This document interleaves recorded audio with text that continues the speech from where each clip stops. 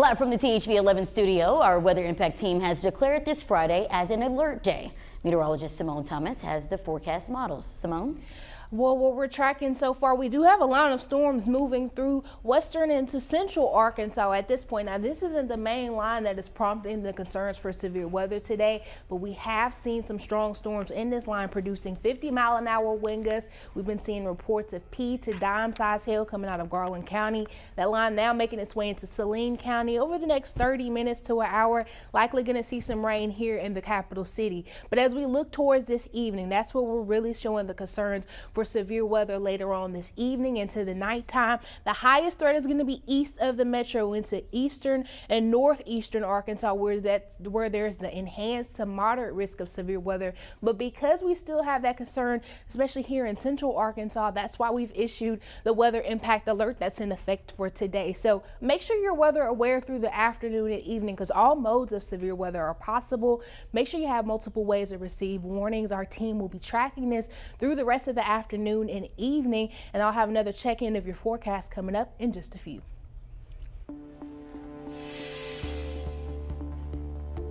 You know, she went to pay a bill and we never dreamt she wouldn't come back home. So none of us got to say bye. I mean, just gone. Those heartbreaking words shared with us as we spoke with the family of 95-year-old Belvedere. During that conversation, we learned more about what led up to her disappearance. They say she went to pay an electric bill. Little did they know that was the last time she would be seen alive. The family says they noticed the blinds were left open at Day's home. That ultimately sparked their concerns in search efforts. What? So we immediately just got in our vehicle and went out and we started searching here around Mountain Home for her. You know, Dollar General, Dollar Tree, you know, all the places she liked to go. Well, Bill's loved ones say they're still trying to wrap their heads around this. As for the investigation, we're waiting for details on how she got on the Air Force Base.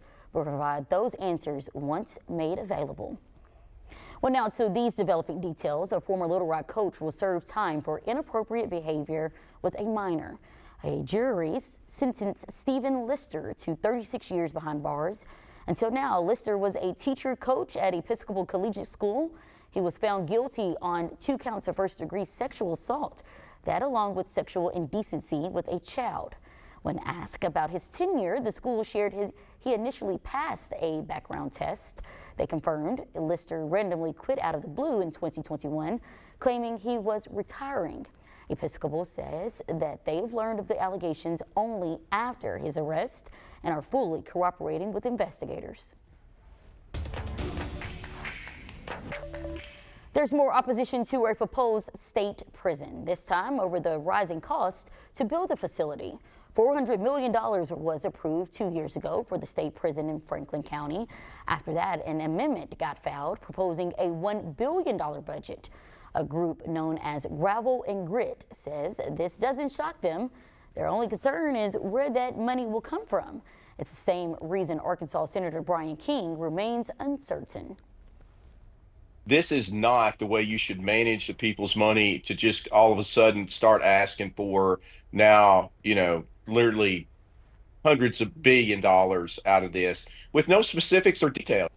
That filed amendment proposed the creation of a restricted reserve that would primarily allocate funds to the project. The Joint Budget Committee is weighing that, along with a lesser $750 million proposal. When we had the response, I think there was some miscommunication that possibly there were incidents going on during the power outage, but that was not the case. You just heard from Sheriff Eric Higgins, that's Pulaski County Sheriff. We spoke with him about Pulaski County Jail's power outage. He confirms it was a misunderstanding. According to him, generators failed to kick in, which prompted rumors. He verifies all prisoners are accounted for. We're nearing the end of another week in the Arkansas legislative session. Just before the weekend starts, the Arkansas House and Senate advanced the Arkansas Access Act. The bill must now undergo a final vote in both chambers. The piece of law follows the Arkansas Learns Act. It did face some public pushback. However, its stamp of approval from Congress would send the bill straight to the governor's desk. Just the whole removal of so many stakeholders overall in this bill. We really need to have more expert educator input and place some of these stakeholders back in the bill. The one part in regards to the students in exercising their First Amendment rights, I don't even think that we needed to even touch that issue in access. And for us to do so is just to try to create a chilling effect. Governor Sanders has dubbed the bill's approval a victory for a transformational overhaul of the Arkansas education system.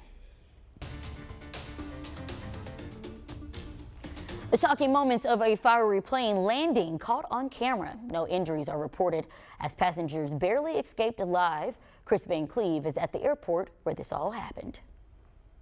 Orderly, orderly. That airplane inferno sent passengers running through blinding smoke Thursday evening at Denver's airport. Oh my gosh. I look out the window and there's flames. Ingrid Hibbets and her family were on board American Airlines Flight 1006 as the cabin filled with smoke. I'm really grateful that this happened on the ground, because if this happened in the air, I don't think I'd be standing here telling you the story.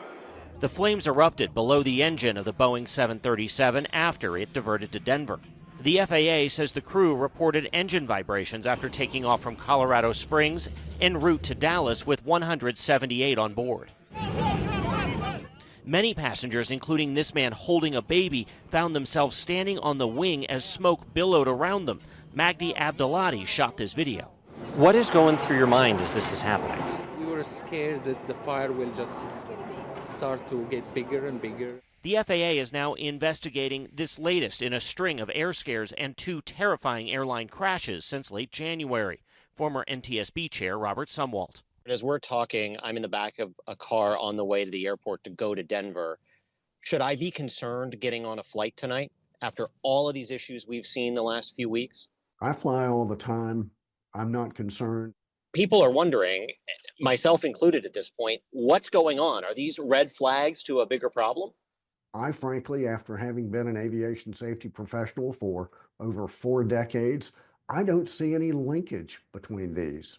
American Airlines thanked its crew and first responders for getting everyone to safety. The airport says at least 12 people were taken to area hospitals with minor injuries. The FAA is now investigating. Chris Van Cleve, CBS News, Denver. Therapy dogs are now being implemented in the classroom. Today's Feel Good Friday ahead at 12:17. Now, even outside of those severe thunderstorms we're tracking, gusty winds are expected across mainly the northern half of the state.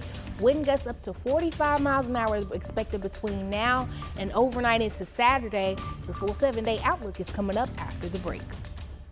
Well, here's also what's streaming on THV 11 Plus app. Your local top stories is on at 1:30.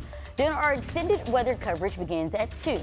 At 2:30, Locked On Razorbacks, and it's all about movie talk at 4. Then THV 11 News at 5. Download on your TV and watch for free.